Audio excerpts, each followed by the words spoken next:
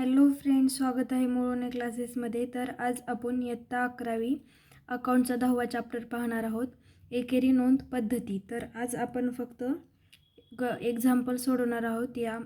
या चॅप्टरची सविस्तर माहिती अगोदरच्या लेक्चरमध्ये आपण घेतलेली आहे. तर आज आपण यावरचे गणिते कशी सोडवायची ते पाहणार आहोत. तर बघा, आपल्याला पहिल्यांदा आपण उदाहरण पाहूयात. तर बघा, यामध्ये आपल्याला अवस्था विवरण दिलेलं असतं. त्यावरून आपल्याला प्रारंभिक व अंतिम अवस्था विवरण तयार करायचं असतं व नफा तोटा विवरण तयार करावं लागतं. तर आपण उदाहरण पाहूया. तर बघा, उदाहरण काय आहे. श्री दीपाली या एक नोंद पद्धतीने लेखापुस्तके ठेवतात. त्याची माहिती खालीलप्रमाणे. तर बघा, आपल्याला हे अवस्था विवरण दिलेलं असतं. तर या अवस्था विवरणावरून आपल्याला सोडवायचे. जमीन व इमारत. बघा, इथं आपल्याला तपशील हे 1/4/2021 आणि 31/3/2022. तर बघा, हे एका वर्षाचं आहे. तर 1/4 म्हणजेच 1 एप्रिल 2021ला आपलं आर्थिक वर्ष सुरू होतं. म्हणजे 31/3/2022ला आपलं आर्थिक वर्ष संपतं. तर त्याच्या आपल्याला ह्या रकमा दिलेल्या आहेत. तर या माहितीवरून आपल्याला बघा गणित सोडवायचे. जमीन व इमारत सुरुवातीला पण 30,000 आणि 50,000 ही आपल्याला रक्कम दिलेली आहे. तर फर्निचर 20,000, 40,000, ख्याती 25,000 आणि 35,000, गुंतवणूक 30,000, 45,000, प्राप्त विपत्र 10,000, 20,000, ऋणको 10,000, 20,000, बँक कर्ज 20,000, 30,000, धनको 20,000, 40,000, देय विपत्र 10,000 आणि 15,000. तर बघा, हे आपल्याला अवस्था विवरण दिलेलं आहे. तर आपल्याला अवस्था विवरण व अतिरिक्त माहिती म्हणजेच समायोजना आपल्याला दिलेल्या असतात. तर यावरून आपल्याला गणित सोडवायचं असतं. बघा, श्रीमती दीपाली यांनी दरमहा ₹400ची उचल केली. तर आपण अगोदरच्या लेक्चरमध्ये नफा तोटा विवरणचा फॉर्म्युला आपण पाहिला होता. तर त्यामध्ये हे उचल आहे. तर बघा, त्यांनी दरमहा म्हणजे दर महिन्याला ₹400 उचल केली आहे. दुसरी काय, वर्षभरात अतिरिक्त भांडवल म्हणून ₹15,000ची गुंतवणूक केली. तिसरं काय, फर्निचरवर वार्षिक 10% दराने घसाऱ्याची तरतूद करा. विविध ऋणकोवर 5% दराने बुडीत खर्चाची तरतूद करा. तर हे आपल्याला उदाहरणामध्ये दिलेलं असतं. तयार करा. बघा, आता काय काय तयार करायचे. 31 मार्च 2022 रोजी संपणाऱ्या वर्षासाठीचे नफा तोटा विवरण व प्रारंभिक व अंतिम अवस्था विवरण आपल्याला तयार करायचे. तर बघा, हे आपलं प्रारंभिक व अंतिम अवस्था विवरण आहे. त्या अगोदर आपण एकदा फॉर्म्युला पाहूयात. तर बघा, जे आपल्याला नफा तोटा विवरण तयार करायचं आहे त्याचा फॉर्म्युला आहे. मागच्या लेक्चरमध्ये आपण हे सर्व घेतलं होतं, पण आपण फॉर्म्युला डबल घेतोय. बघा, नफा तोटा विवरणाचे स्वरूप. कोणाच्या पुस्तकात आहे त्यांचं नाव लिहायचे. नफा तोटा विवरण 31 मार्च आणि ते कोणत्या वर्षीचे ते आपल्याला लिहायचे. रोजी संपणाऱ्या वर्षाकरिता. तपशील रक्कम रुपये आणि रक्कम रुपये हे आपले नफा तोटा विवरण तयार करतानाचं हे आपलं स्वरूप आहे. बघा, त्याचं काय, अंतिम भांडवल. पहिल्यांदा आपल्याला अंतिम भांडवल हे लिहायचं असतं. तर अंतिम भांडवल हे काय करायचं, आउटरच्या कॉलममध्ये लिहायचं असतं. नंतर अंतिम भांडवलामध्ये आधी काय करायचं, आपल्याला वर्षभरातील उचल. जर जी काय म्हणजे व्यापाऱ्याने जी काय वर्षभरात उचल केले. उचल म्हणजे काय, की त्याने त्या व्यवसाय म्हणजे तो जो व्यवसाय करतोय त्या व्यवसायामधले स्वतःसाठी त्यांनी खर्च केला आहे. म्हणजे स्वतःसाठी त्यामधल्या काही वस्तू त्याने स्वतःला वापरायला घेतल्यात. म्हणजेच काय, उचल. मग ते रोख असेल किंवा वस्तू असेल. तर रोख वस्तू असं दिले असेल तर आपल्याला त्याच्या इनरला आपल्याला रकमा लिहायच्यात आणि त्याची बेरीज करून आपल्याला आउटरला दाखवायचे. तर बघा, नंतर वजा अतिरिक्त भांडवल. मग बघा, कंसात काय आहे, चालू वर्षात गुंतवलेले. चालू वर्षात अतिरिक्त भांडवल किती गुंतवले हे आपल्याला अतिरिक्त माहिती जी असते त्यामध्ये आपल्याला दिलं असतं. फक्त अंतिम भांडवल आणि प्रारंभिक भांडवल जे असतं ते आपल्याला काढायचं असतं. बघा, वजा वर्षभरातील सुरुवातीचे भांडवल म्हणजेच प्रारंभिक भांडवल, त्याची पण रक्कम आपल्याला आउटरला लिहायची. समायोजनापूर्वीचा नफा. समायोजना म्हणजे जी काही आपली अतिरिक्त माहिती आहे त्या माहितीपूर्वीचा आपल्याला नफा किती होतो आणि सर्व आपण वर्षभरात जे काही केले ते वजा केल्यानंतर आपला एकदम शुद्ध नफा किंवा शुद्ध तोटा काय येतो तो आता हा समायोजनापूर्वीचा आणि नंतरचा जो असेल तो समायोजना नंतरचा असेल. अधिक वर्षभरातील उत्पन्न व प्राप्ती. बघा, ते अतिरिक्त माहितीमध्ये आपल्याला वर्षभरात काय प्राप्ती झाली ती लिहायची. तर ते आपल्याला इनरला दाखवायचे, नंतर त्याची बेरीज करून आपल्याला आउटरला दाखवायची. तर बघा, त्यामध्ये काय काय असेल. उचलीवरील व्याज, गुंतवणुकीवरील व्याज, पूर्वदत्त खर्च, अप्राप्त उत्पन्न, संपत्तीचे अवमूल्य आणि देयतेचे अधिमूल्य. तर हे पद आहे ते वर्षभरातील उत्पन्न व प्राप्ती या कॉलममध्ये येतात. वर्षभरातील उत्पन्न व प्राप्ती. नंतर बघा, वजा वर्षभरातील खर्च व नुकसान. तर त्याचं पण आपल्याला तसंच करायचं आहे.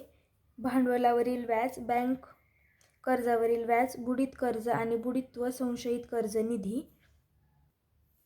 बघा, 4 स्थिर संपत्तीवर घसारा, इनरला रक्कम लिहायचे. 5 संपत्तीचे अवमूल्य,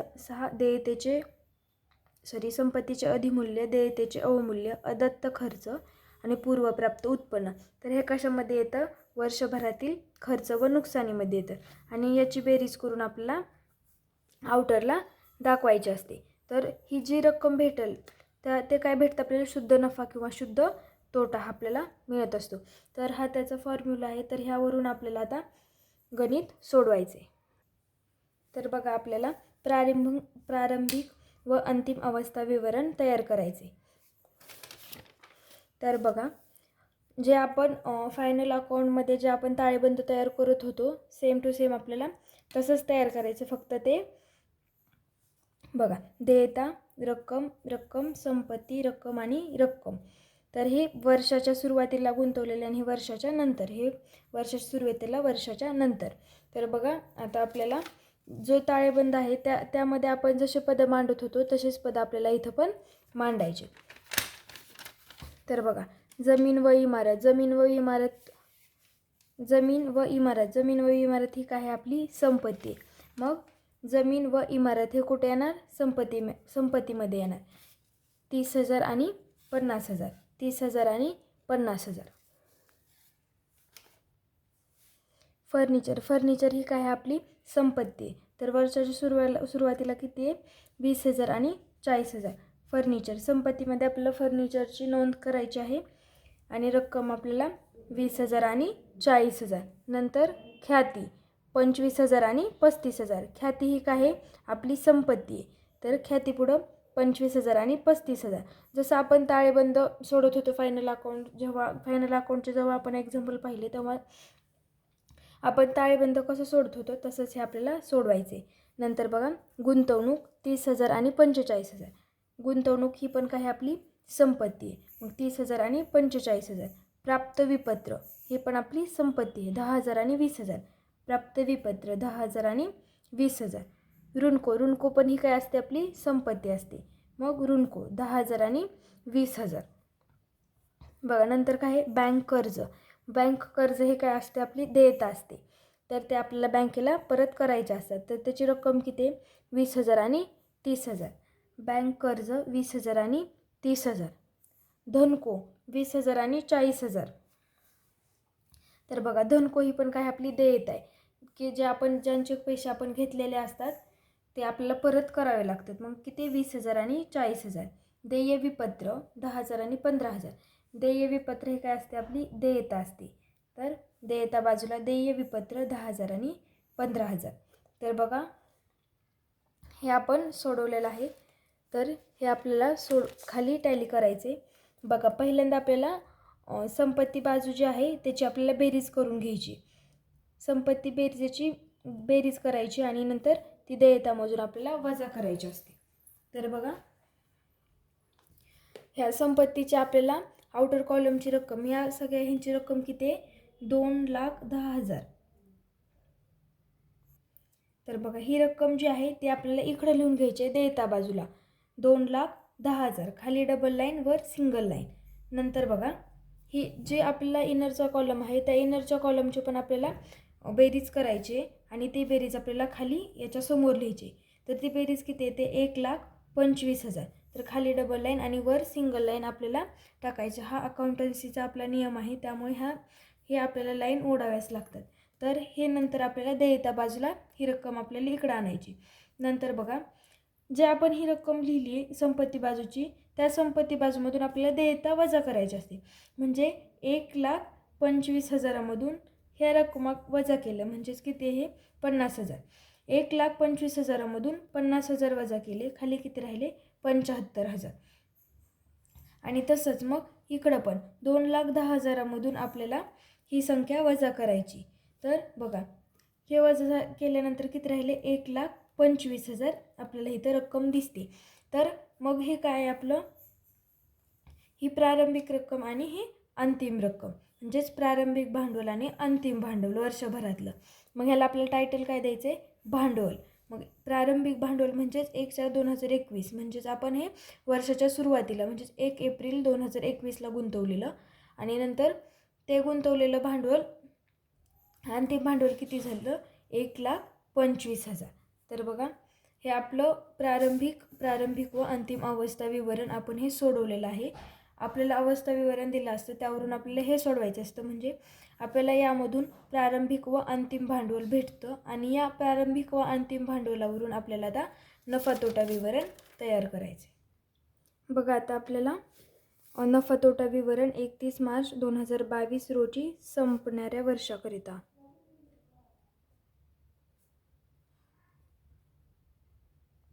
हे आपल्याला इथं टायटल लिहायचं आहे. बघा तपशील, रक्कम रुपये आणि रक्कम रुपये. तर बघा अंतिम भांडवल, तर अंतिम भांडवल आपलं किती आहे, तर बघा इथं हे प्रारंभिक भांडवल आहे आपलं आणि हे आपलं अंतिम भांडवल आहे. तर अंतिम भांडवल किती आहे 1,25,000. तर आपल्याला ते 1,25,000 इथं आपल्याला ते लिहून घ्यायचे. 1,25,000 आउटरच्या कॉलममध्ये आपल्याला ते भांडवल लिहून घ्यायचं आहे. नंतर आपण फॉर्म्युलामध्ये काय बघितलं होतं की अधिक वर्षभरातील उचल. तर बघा वर्षभरातील उचल, तर आपली वर्षभरातली उचल आपल्याला पाहिजे. तर इथं काय दिले आपल्याला समायोजनामध्ये, श्रीमती दीपाली यांनी दरमहा ₹400ची उचल केली. तर हे फक्त महिन्याची, मग एका वर्षामध्ये महिने किती असतात 12. तर आपल्याला मग 400 गुणुले 12, एका महिन्याला 400 रुपये, मग 12 महिन्याचे किती झाले 4,800 रुपये. तर आपल्याला ते इथं लिहून घ्यायचे 4,800 रुपये.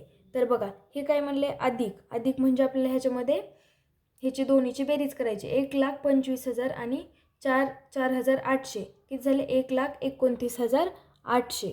तर हे आपल्याला इथं बेरीज करायची. नंतर आपला फॉर्म्युलामध्ये काय होतं वजा वर्षभरातील अतिरिक्त भांडवल.